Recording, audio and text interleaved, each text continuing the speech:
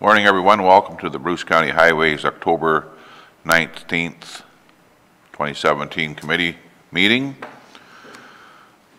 First item on the agenda is the declaration of any pecuniary interest. I remind everyone it's our own obligation to declare any, and do so if the matter arises. Under hearing none at this time, let's move on, Brian, to action items.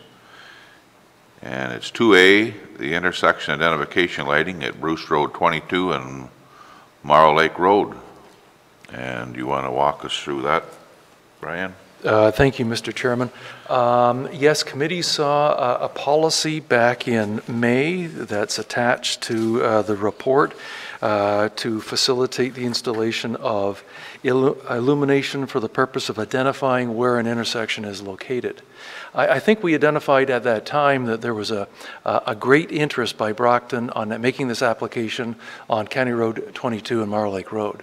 Brockton have recently we've discussed a number of options with Brockton, and recently they've become very interested, almost excited, to see an installation installed before the winter of 2017-18. To facilitate that, we require a gentle movement of funds from our reserve to facilitate the county's share. We've got pricing on the project, but we are asking for an amount of $10,000 to be transferred to acknowledge the installation this year. Okay, I'll read the motion. The motion is that the transfer of approximately $10,000 from the Traffic Control Capital Reserve to fund the identification lighting at the intersection of Bruce Road 22 and Morrow Lake Road be approved. Moved by Dave, second by Mitch. Any discussion on the motion? Just quickly, there certainly was a lot of interest out there from the residents to move forward with this for visibility reasons, and especially in the wintertime, to catch that intersection and get down that road. We had looked at some other options. We looked at solar as well, and there didn't seem to be an interest on the part of the county to go with solar because we don't have any at this point, and a little leery about the wintertime use of the solar lights. So we're quite happy with the movement forward on this, and I noticed that there is a move to get it done before snow flies and this fall. Yes. Yes, we've got pricing in, and we're on the pinnacle of award.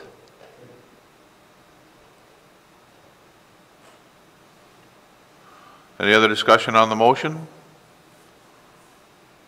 All those in favor of the motion? That's carried.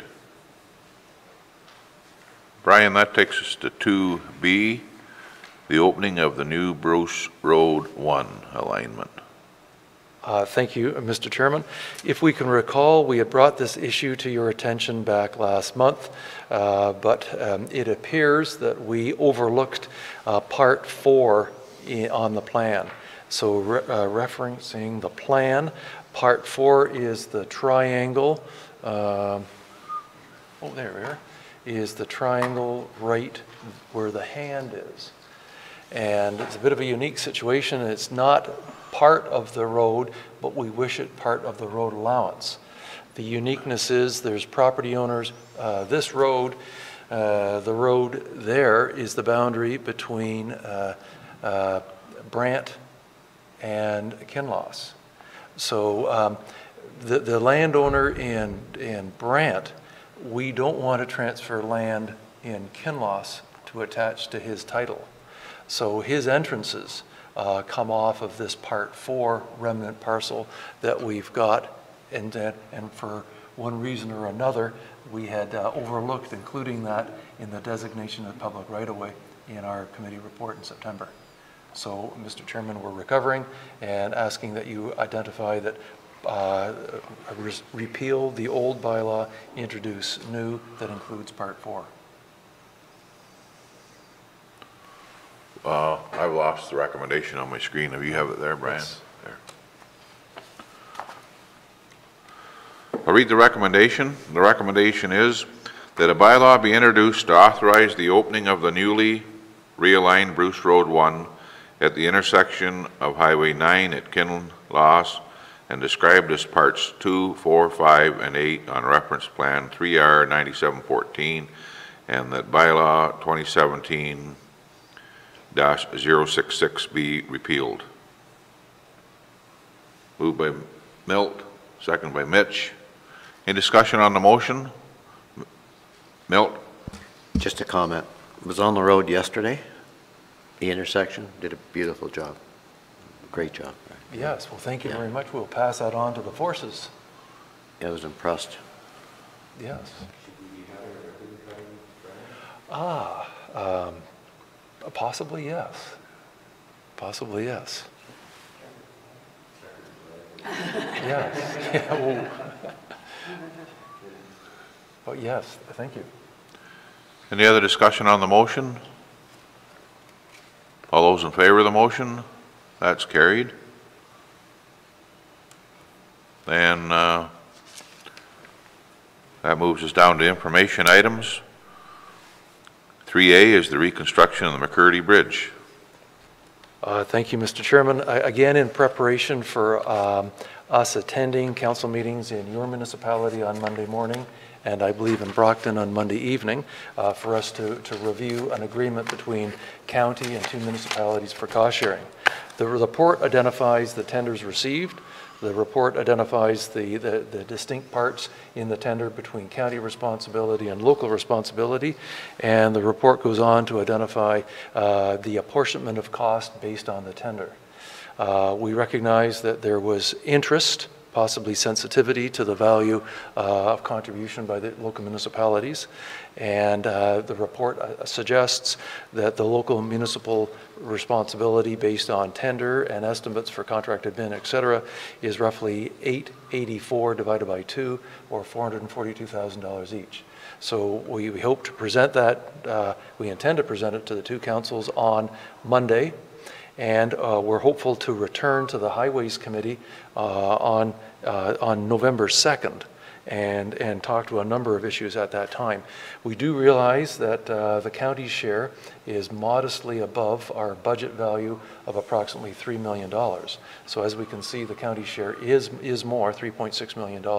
We are comforted in the acknowledgement that we had 6 strong bids, and they identify, a great competition and a more than fair price, based on the numbers received. So, Mr. Chairman, I'm hoping to return on November 2nd to discuss with committee a number of things. One is the discussions with the two councils, hopefully the formation of a revised agreement between two councils or two municipalities and county to talk about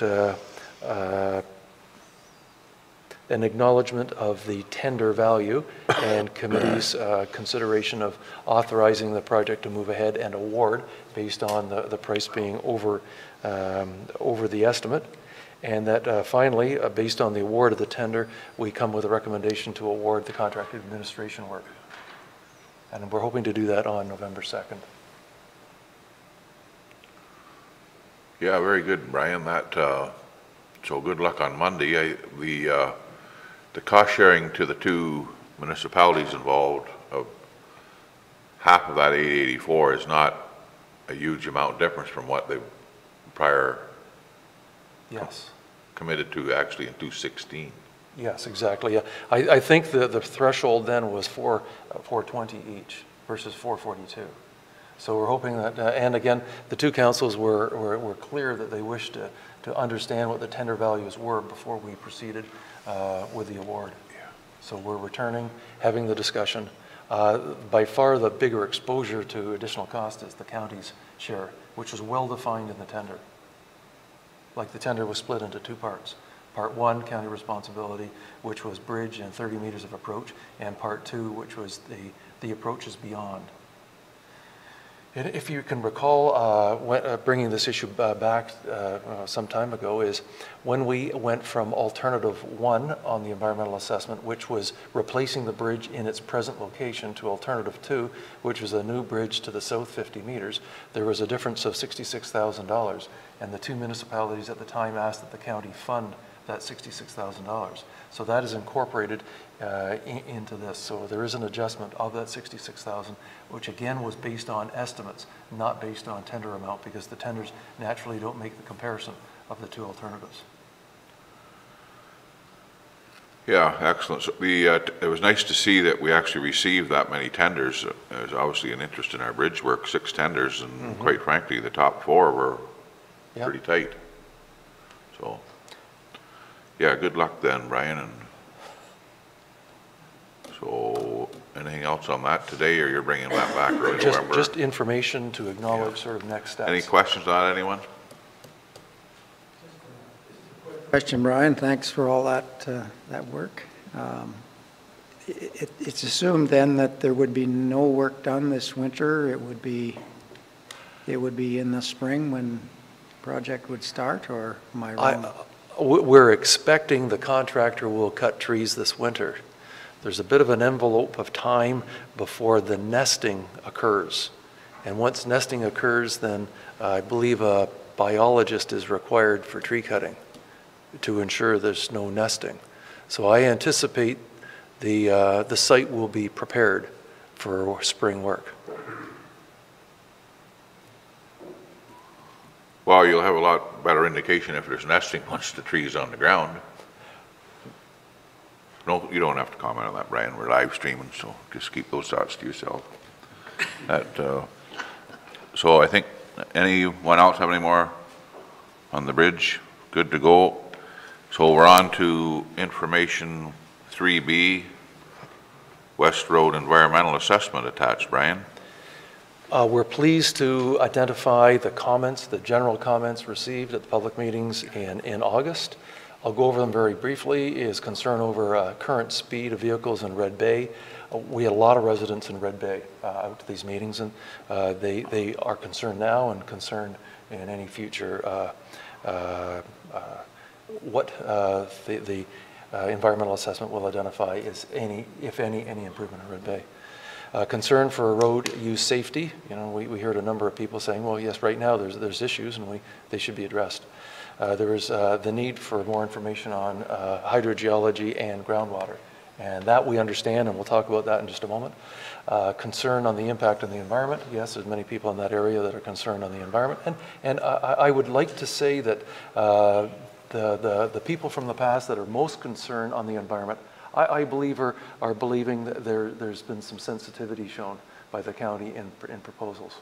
So I'm glad. Yeah, we're pleased to have talked to many people, and the people in the past concerned on environment, I think are seeing their way through some of their past concerns. Interest in including more hard surfacing. You know, we hear, you know, the preliminary preferred recommendation had left some road and gravel. We of course hear from people now that would have hoped there would be less gravel left. So naturally we have regard for that. And general support for road improvements. Not all, but many thought, you know, the time has come to move forward. So, Mr. Chairman, speaking of hydrology and hydrogeology, we've been meeting with a local consultant, a local specialist, and in formulating a terms of reference. We will send out the terms of reference to a variety of parties tomorrow. We've got draft terms of reference, and we intend either to meet with the interested parties, SON, MOECC, or MNRF. I am somewhat hopeful that they will see the thoroughness of our submission and feel comfortable that we would move on. But we anticipate we'll have a meeting with those authorities to talk about the terms of reference of the hydrogy and the hydrology. So, Mr. Chairman, looking forward, I think it will take a little bit of time to move forward the hydrology analysis, undertake it, and then use it in, many agencies wish to have it as background information as they test some of our natural heritage information as well as our proposals. And you know, again, they're looking at construction methods to see what impact may have on groundwater or surface water. Thank you, Brian. Mitch? Did we go out to tender for GM Blue Plan, or how did we arrive as them? Excellent question. What we have done to date is we've engaged them to assist us in the terms of reference. And then once we establish the terms of reference, we're going to inquire of a price. And I surmise, depending on that value, if we're comfortable with the value, we may come forward and back to you with a possible single source. But we haven't quite got, well, we don't have a feel for the magnitude of that cost. Thank you, Brian. Does anyone else have any comments on 3B, the West Road Environmental Assessment at this time? Okay, moving on then. Does that bring us pretty much to the end of the agenda? Have you got any last minute secrets? Okay, good enough. We're on to the next meeting then. It's November the 16th, 2017 here in Walkerton. Oh, motion to adjourn, moved by Ann, second by Milt. All those in favor? We're adjourned.